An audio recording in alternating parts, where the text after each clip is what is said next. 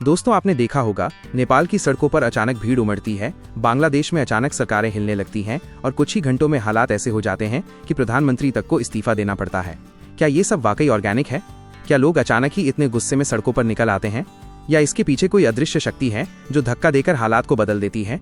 Geopolitics के expert Pavneet Singh का दावा है इन सब के पीछे अमेरिका का हाथ होता है, लेकिन उनका कहना है कि भारत जैसे देश में ऐसा कभी संभव नहीं हो सकता। आज हम आपको बताएंगे नेपाल बांग्लादेश में अमेरिका की भूमिका, चीन का छुपा हुआ एजेंडा और क्यों भारत इन सबसे अलग है। चलिए शुरू करते हैं। नेपाल में हाल ही में जो हुआ उसने पूरी दुनिया को चौंका दिया। सिर्फ 48 घंटों में विरोध इतना बढ़ा कि प्रधानमंत्री केपी शर्मा ओली को कुर्सी छोड़नी पड़ी। सड़कों पर हिंसा, खूनी झड़पें और अराजकता, ऐसा पहले भी पड़ोसी देशों में हुआ है। बांग्लादेश में सरकार के खिलाफ अचानक बड़े आंदोलन, श्रीलंका में आर्थिक संकट के बाद राष्ट्रपति का भागना। इन घटनाओं को देखकर सवाल उठता है, क्या ये सब वाकई जनता की आवाज है या फिर कोई बड़ी ताकत पर्दे के पीछे से इन धक्कों को अंजाम देती है?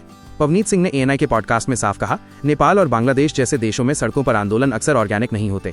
इनके पीछे अमेरिका जैसी ताकतों की गहरी भूमिका होती है। उनका मानना है कि अमेरिकी एजेंसियां इन देशों में अस्थिरता पैदा करती हैं। सरकार को बदनाम करने के लिए प्रोपेगेंडा फैलाना, नेताओं की छवि खराब करना और लोगों का भरोसा तोड़ना, यही उनकी रणनीति है। लेकिन उन्होंने ये भी कहा कि भारत जैसा देश इतना आसान निशाना नहीं है, क्योंकि भारत बड़ा, विविध और मजबूत लोकतंत्र है। यहाँ किसी एक नैरेटिव से सत्ता नहीं गिराई जा सकती। भारत को लेकर पवनीत सिंह ने कहा, भारत में विदेशी ताकतें चाहें तो सरकार की छवि खराब करने की कोशिश कर सकती हैं, लेकिन सीधे तौर पर नेतृत्व बदलना लगभग असंभव है। सोचिए, भारत में 140 करोड़ लोग, अलग अलग भाषाएं, धर्म और संस्कृतियां।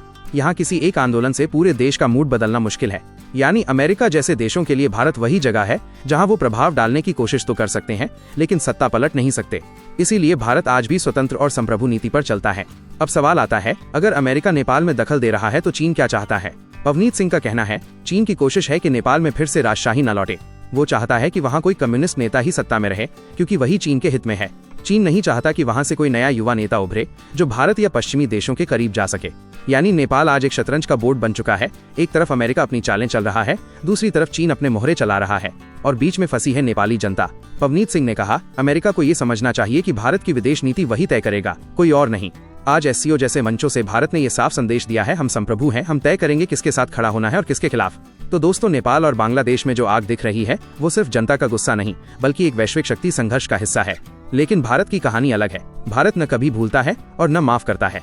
यही वजह है कि भारत की संप्रभुता और लोकतंत्र दुनिया के लिए मिसाल है।